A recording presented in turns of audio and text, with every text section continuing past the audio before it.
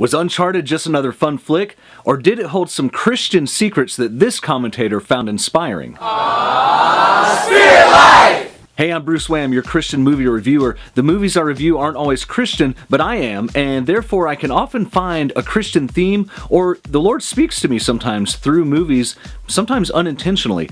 And I think that this is one of those cases with Uncharted. Uncharted doesn't really chart any new ground in the sense that we've seen this genre before. If you're a fan of National Treasure or Indiana Jones, even Tomb Raider, you're definitely going to like this film. And I happen to be a fan of this genre myself. I found the movie to be really fun. I enjoyed myself. I went with my wife.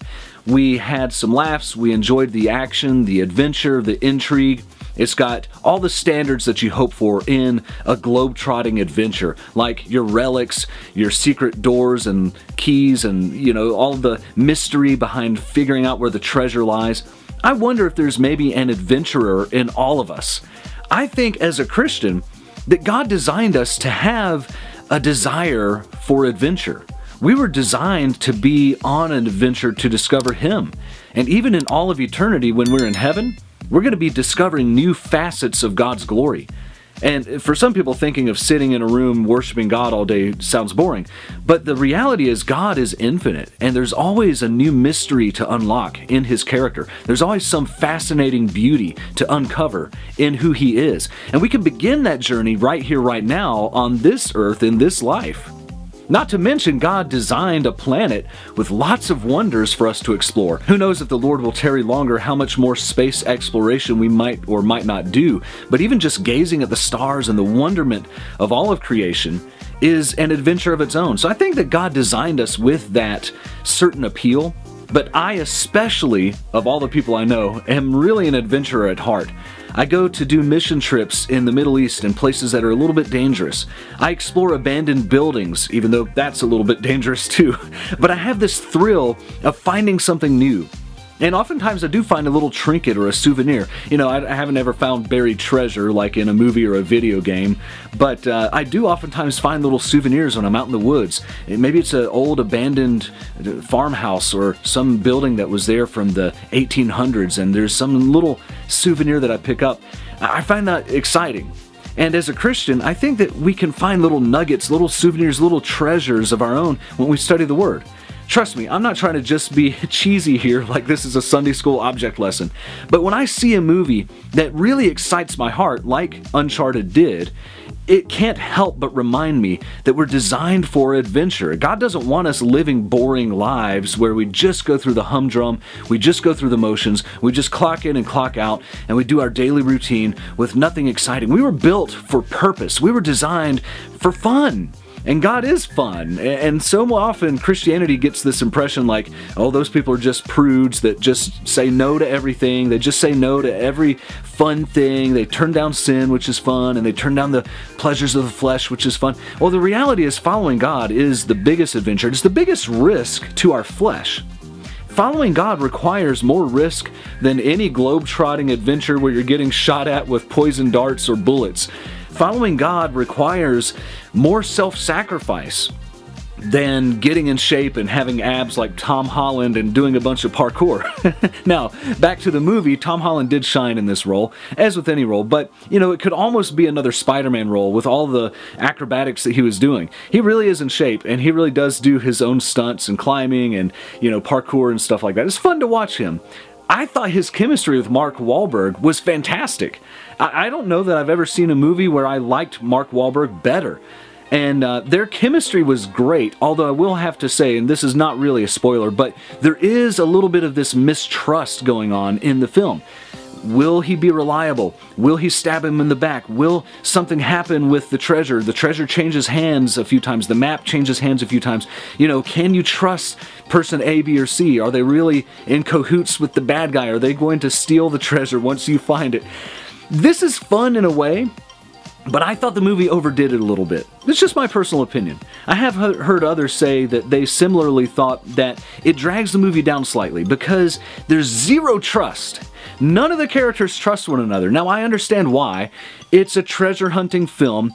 None of these characters are inside the bounds of the law. There's no written contract, so there's no reason to really trust that they're going to split the treasure evenly or whatever. But that being said, it just got a little bit wearisome for me as a viewer when every other scene somebody's stabbing someone in the back, even literally speaking. So I won't give any spoilers at this point, but just know going into it that that was one thing that just grated on my nerves. And it's not just because I'm coming from a Christian perspective. We know as Christians that there are Judases out there. I mean, even Jesus faced betrayal. He faced someone who he trusted. He legitimately trusted. He washed Judas's feet knowing he was going to betray him. And he walked with this guy and ate and slept and lived around and near him and with him and taught him. For 3 years, he was a friend. And yet he still betrayed him. And so we know that betrayal happens, and as a Christian, we are not supposed to be super alarmed or thrown off. We're supposed to understand that these things can and will happen, but it doesn't mean it won't hurt. And so I think I felt a little bit of the pain of it in the movie, on top of the annoyance of it happening too frequently. But the pain that I was actually tapping into in the film goes to the theme of trust and loyalty, because our main character, Tom Holland's main character, was actually very trusting, especially for an orphan. He genuinely thought the best of people and wanted to build friendships, wanted to build trust, and wanted to rely on one another and build teamwork. That's a great theme that came out of the movie. In terms of should this movie be a Christian film, or could you watch it as a Christian family? Is it appropriate for kids? The PG-13 is in place for a reason. There are a couple of scenes that are a little bit graphic in terms of violence, and there's some death. The language is what gets to me too, and especially when I'm thinking about my own kids as a father of a 12-year-old, a 10-year-old, 9-year-old, and 7-year-old. Those ages definitely don't need to be exposed to the constant cursing that's in the film. Again, I'm not a prude. Christians don't have to be a prude. I just don't like it. It's just not my thing. I don't use those words in my vocabulary. Sometimes when I'm watching a movie where they're using vocabulary that's way outside of my normal usage, it annoys me in that sense too, curse words aside. So, you know, that's something to keep in mind. If you're thinking of letting your kids watch the film, you might want to wait until it comes out on VidAngel or, you know, some other way to watch it edited. And otherwise, just wait until they're a little older maybe. There was really nothing in the form of sexual immorality. You know, if you're worried about teenage daughters seeing Tom Holland's abs, you know, that is a concern maybe. There's a couple of scenes where there's some women in bathing suits, but overall I thought that the film actually held up as a Christian viewer. I didn't feel like it, you know, crossed any big lines in terms of spirituality. There is no real spirituality to speak of other than a few references to churches.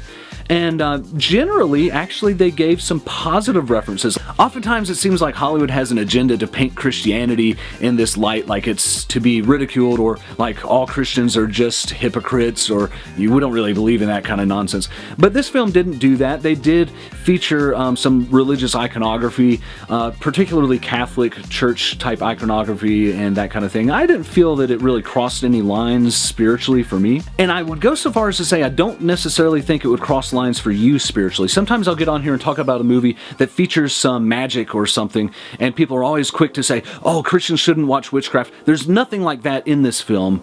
Again, there's some language, a little bit of violence, a little bit of skin, but no actual nudity. You know, I think it's safe for families, maybe with some editing on the language. One thing I will point out though is the main characters in the film are treasure hunters and also thieves. So yeah, technically theft is a sin, and when we're watching a character on the screen do a cool theft, or they sneak in and do a cool heist, we're rooting for them. We want to see their skill. We want to see how they pull it off. It's fun. But at the end of the day, that's someone else's stuff, and we don't want our stuff stolen, right? No matter how much the movie wants to paint a villain as deserving of having their stuff stolen, it's still not right to steal. So again, I do have to point that out. It's not biblical, and I don't like when a movie wants to make me root for a main character, though I like the main character, doing wrong things. I'm going to write in the comments section down below the one thing that I don't want to talk about right now because it's a spoiler, and I'll put spoiler warning and write my comment further down so it won't spoil someone on accident. But I have one thing that if you have seen the movie, or if you're a fan of the video game series and you thought that the same thing I was thinking? I'd like to hear your comments. Don't forget to like and subscribe. I really appreciate the channel growing over the past few months. We've hit 500 subscribers. That's a big milestone for me. I know a lot of other channels have a lot more viewers, but you guys have been loyal and you guys have been supportive, and I love to hear the discussion as always. So please let me know your comments. If you hated the film, tell me why. If you thought they messed up the movie because it didn't follow the video games, tell me why you thought that as well. If you're a Christian and you saw some different Christian or biblical themes that I missed, I'd love to hear that too. This is Bruce on Spirit Life.